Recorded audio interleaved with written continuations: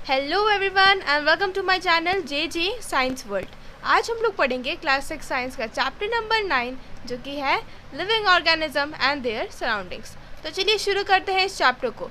पर उससे पहले अगर आपको क्लास 6 का फुल सिलेबस पढ़ना है तो आप मेरे चैनल को सब्सक्राइब कीजिए, साथ ही अपने फ्रेंड्स में इस वीडियो को शेयर करना ना भूलें। तो चलिए शुरू करते हैं इस चैप्टर को। First topic is living organism. Living organism क्या होता है? Any living thing from microscopic bacteria to large elephant. ठीक है, हर एक ऐसी living thing from microscopic bacteria. Microscopic मतलब माइक्रोस्कोपिक वो ऑर्गेनिज्म होते हैं जिन्हें हम अपने आँखों से नहीं देख सकते हैं। They are only visible under the microscope. ठीक है, माइक्रोस्कोपिक बैक्टीरिया से लेके लार्ज एलिफेंट तक जितने भी लिविंग ऑर्गेनिज्म इनके बीच प्रेजेंट होते हैं वो सब लिविंग ऑर्गेनिज्म के अंदर आते हैं। Next topic is characteristics of living organism. They are made up of cell. सबसे पहला कैरेक्टर तो यही है कि वो सेल से मिलके बने होंगे। सेल क्या होता है? Cell are the structural and functional unit of the life. ठीक है, अगर सेल नहीं होगा तो हमारे टिश्यूज़ नहीं बनेंगे, टिश्यू नहीं बनेगा तो ऑर्गन्स नहीं बनेंगे, ऑर्गन्स नहीं बनेंगे तो हमारी बॉडी फॉर्म नहीं होगी। ठीक है, तो cells are the basic and structural unit of the life. Next is they obtain and use energy. वो अपना एनर्जी बनाते हैं और यूज़ करते हैं। They show growth and move. वो ग्रोथ शो करते हैं, मतलब वो बड़े होते हैं, लंबे होते हैं, और मूवमेंट भी शो करते हैं। अब देखे होंगे फ़ैन कभी मूव करता है क्या? नहीं करता है। क्यों? क्योंकि वो नॉन लिविंग ऑर्गेनिज्म होता है। वही प्लांट को देख लीजिए, प्लांट क्या करता है? बड़ा होता है। ठीक है, अगर एक छोटा सा पौधा आपने लगाया होगा, कुछ मंथ बाद अब अगर इसको देखेंगे तो उसकी हाइट इंक्रीज़ हो जाएगी। वैसे आप अपने आप को भी देखेंगे, अब एक साल में आपकी हाइट कितनी थी और आज आपकी हाइट कितनी है। तो मतलब क्या हो रहा है? इसका मतलब ये होता है कि लिविंग ऑर्गेनिज्म जो होता है वो ग्रो करता है और मूव भी करता है। नेक्स्ट है दे रिप्रोड्यूस, मतलब होता है अपने न्यू यंग वंस को जब प्रोड्यूस करते हैं उसे हम लोग बोलते हैं रिप्रोडक्शन प्रोसेस। नेक्स्ट है दे रिस्पायर। रिस्पायर मतलब सांस ले रहे हैं। Take oxygen and release CO2। CO2 मतलब कार्बन डाइऑक्साइड। ठीक है, ऑक्सीजन लेते हैं और कार्बन डाइऑक्साइड छोड़ते हैं। दे एक्सक्रीट। एक्सक्रीट मतलब होता है removal of waste from the body. जब हम अपनी बॉडी से वेस्ट को जब एक्सक्रीट मतलब निकालते हैं उसे हम बोलते हैं एक्सक्रीशन प्रोसेस। ये characteristics of living organism most important question है। इसमें से हर साल 3 to 5 मार्क्स के क्वेश्चन बनते हैं पेपर्स में। तो अब अच्छे से इन कैरेक्टरिस्टिक्स को नोट कर लीजिए और इन्हें लर्न कर लीजिए। Next topic is habitat.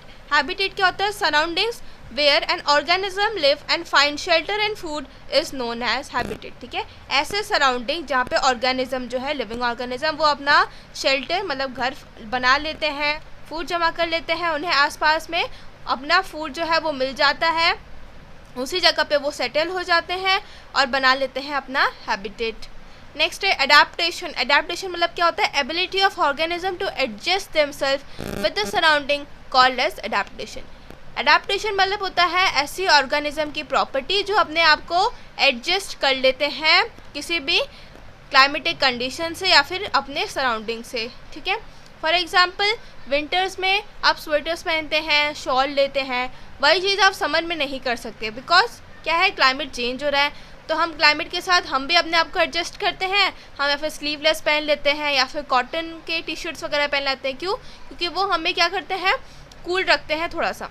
ठीक है, वही अगर हाफ टी शर्ट वगैरह आप विंटर्स में नहीं पहन सकते क्योंकि उस समय टेम्परेचर अलग होता है और आप अपने टेम्परेचर के साथ आपकी बॉडी को जब एडजस्ट करेंगे, एडजस्ट करने के लिए आप क्या पहनते हैं? स्वेटर्स पहनते हैं और शॉल यूज़ करते हैं। नेक्स्ट है टाइप्स ऑफ एडाप्टेशन। एडाप्टेशन दो तरह के होते हैं। फर्स्ट इज टेरेशियल हैबिटेट, दूसरा होता है aquatic habitat.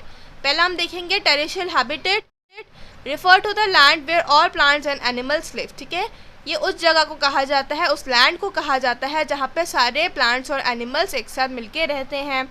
Animals are refer to as terrestrial animals. ऐसे एनिमल जो टेरेशियल हैबिट में रहेंगे उन्हें हम बोलेंगे टेरेशियल एनिमल्स, और ऐसे प्लांट जो टेरेशियल हैबिटेट में प्रेजेंट होते हैं उन्हें हम बोलेंगे terrestrial plants. Terrestrial habitat is divided into 4 types. जो टेरेशियल हैबिटेट है वो अब 4 पार्ट्स में डिवाइड है। फर्स्ट हम देखेंगे यहाँ पे फॉरेस्ट। फॉरेस्ट क्या होता है? Large and covered with trees and plants. ठीक है, ये लार्ज होते हैं और कवर्ड होते हैं ट्रीज से और प्लांट से, बहुत ज़्यादा घने भी होते हैं। ठीक है, डेंस होते हैं।